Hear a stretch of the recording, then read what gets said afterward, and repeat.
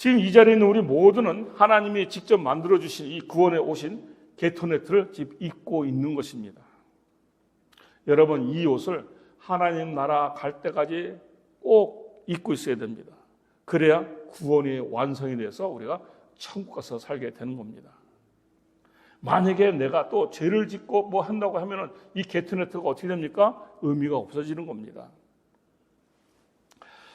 자, 이제 여기서 질문이 하나가 있는 거예요. 하나님께서 왜 이렇게 하셨을까? 죄를 지었으면 그냥 죄값을 치르며 살다가 지옥에서 살아가게 하지 않으시고 왜 용서하고 게토네트를 입혀주실까 하는 거예요. 그 이유가 무엇일까? 오늘은 그것이 궁금하다. 그 답을 찾아서 말씀 속으로 들어가 보도록 하겠습니다. 왜 하나님께서는 그렇게 죄를 지은 그렇게 나는 이제 크리스찬이야. 나는 뭐 이제 천국에 가. 나는 뭐 이제 천국에 가. 그러니까 나는 막 살아도 돼? 그런 사람들이에요. 그런 사람들인데 왜 또 하나님께서 용서를 해 주셨을까? 하나님이 택하셨기 때문에요.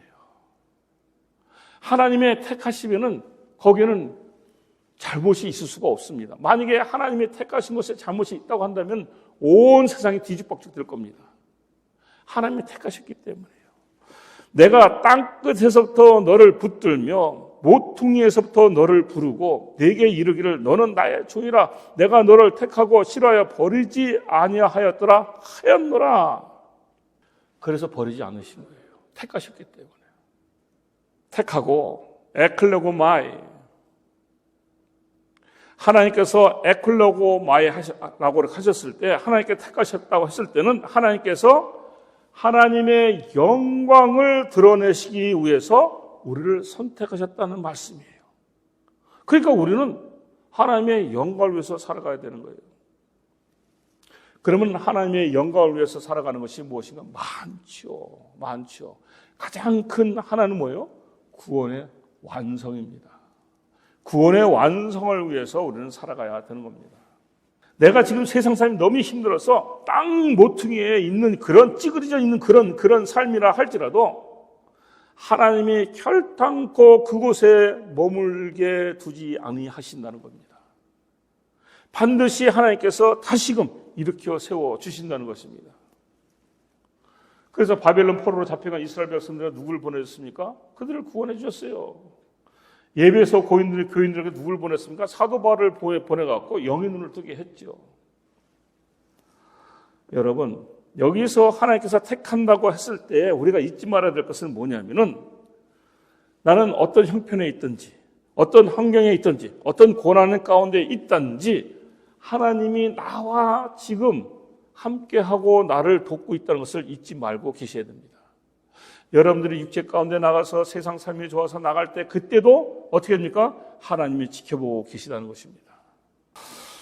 두 번째로 하나님께서는 우리를 위해서 언제나 함께 하시는 분이에요. 10절에 두려워하지 말라 내가 너와 함께 함이라. 이스라엘 백성들이 아직 바벨론의 포로 생활을 시작하지 않았습니다. 그런데 이 말씀은 앞으로 너희들이 바벨론의 포로로 잡혀가서 포로 생활을 하게 될 것이다 라는 것을 전제로 해서 지금 이사야를 통해서 말씀하고 계시는 거예요. 그런데 너희들이 앞으로 포로로 잡혀갈 것인데 포로로 잡혀가서 고난 중에 있다 할지라도 두려워하지 말라는 거예요. 왜? 그 포로 생활 가운데 내가 함께하고 있기 때문에. 아멘이죠, 여러분. 아멘이죠. 이 말씀은 은혜가 아니될 수 없습니다. 내가 설사 내 죄로 인해서 벌을 받는다 할지라도 하나님도 벌을 받는다 할지라도 하나님은 그 벌 받는 그 환경 가운데서도 나와 함께하고 계시다는 것입니다. 이사야 43장 1절 야곱아 너를 창조하신 여호와께서 지금 말씀하시느니라 이스라엘에 너를 지으신 이가 말씀하시느니라 너는 두려워하지 말라 내가 너를 구속하였고 내가 너를 지명하여 불렀나니 너는 내 것이라. 여기서 우리가 그 어떤 환경 가운데서 두려워하지 말아야 할 이유에 관해서 하나님께서 딱 한 가지 말씀하셨어요. 뭐예요? 내가 너를 구속했기 때문에. 성경에 구속이 세 가지 단어가 나옵니다. 페데시, 파다, 가알. 그런데 여기서는 가알이라는 단어를 썼습니다. 이게 놀라운 말씀이요. 가알이라는 말은 내가 너를 구속하였고, 자, 이게 뭐냐면 재산을 잃어버렸을 때 재산을 찾아준다는 거예요. 첫 번째. 이거 조건 없이 찾아준다는 거예요. 두 번째, 노예 같은 삶에서 해방시켜주겠다는 것입니다. 억울한 일을 당했을 때 대신 갚아주겠다는 것입니다. 심지어는 이런 뜻이 있어요. 가을에 자녀가 없는 집에 자녀를 주어서 가문을 지키게 해준다는 그런 말도 있습니다. 그러니까 나를 구속하셨다는 것이 얼마나 이 귀한 말씀입니까? 이렇게 구속했으니까 뭐가 네가 두렵냐 이거요. 네가 이렇게 하나도 없는 거, 제가 지금 이렇다 할지라도 하나님이 구속했기 때문에 다 찾아주시는 건데, 내가 지금 어려움을 당하고 있어도 하나님이 구속했기 때문에 그 어려운 것을 다, 억울한 일을 다 해결해 주신다는데 무엇이 걱정되고 두려워하느냐 이거예요. 이렇게 말씀하신 거예요. 그리고 뭐예요? 여기에 특별히 22가지 의미가 더 있죠. 끝까지 책임지고 도와준다는 것입니다. 끝까지 완전하게 책임져 주신다는 것입니다. 이 두 가지 뜻이 더 있어요. 누구한테 이렇게 하는 거예요? 선택받은 하나님의 자녀들에게. 선택받은 하나님의 자녀들에게. 구체적으로 어떻게 도와주고 어떻게 책임을 지실까? 이사야 43장 2절에 그 답이 있어요. 내가 물 가운데로 지날 때 내가 너와 함께 할 것이라. 강을 건널 때 물이 너를 침몰하지 못할 것이며 네가 불 가운데로 지날 때 타지도 아니할 것이요 불꽃이 너를 사르지도 못하리니. 물은 뭘 말하는 겁니까? 그 요단강을 말하는 거예요. 그러니까 이건 무슨 말입니까? 너희들이 인생을 살다가 네 힘으로 도저히 해결할 수 없어서 낙담하게 하는 그런 홍해와 더 이상 힘을 잃고 일어설 기운도 없을 만치 주저앉게는 요단강 같은 일을 만났을 때 내가 보호해 준다는 것입니다. 불은 뭐예요? 불도 마찬가지예요. 불은 뭡니까? 유대인들이 애굽을 탈출해서 어디로 났습니까? 광야로 났는데 그 뜨거운 광야, 그 불 아닙니까? 그 불뱀 사건 아닙니까? 목마름, 갈급함 아닙니까?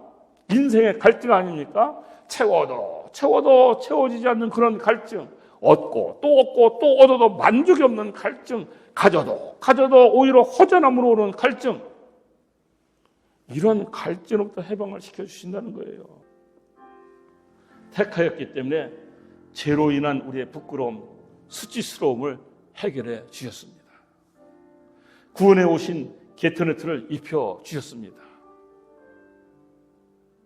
택하였기 때문에 동의하며 보호를 하실 뿐만 아니라 우리 인생의 갈증도 해결해 주신다 약속하셨습니다.